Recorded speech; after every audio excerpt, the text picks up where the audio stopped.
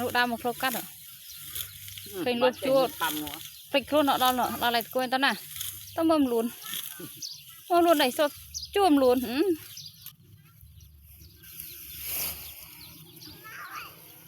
nọ xong từ luôn mày ông chốt trôi cô xèo lần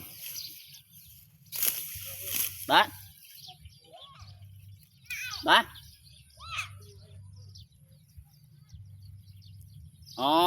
rát đây này cốt đạo đặt bông một xưa này cái ngon lịch ba này được một tuổi mà cháu sao là đó bé thầm đấy Ba phẹ là trường. Ba phẹ là trường. Trường phẹ mọi một xùm luôn ông cắt sọ lôi rồi mà Ông phẹ là trường. Đó. Rồi cha. mà ông cắt sọ lôi rồi mà Con cắt trả rồi ạ. Lâu rồi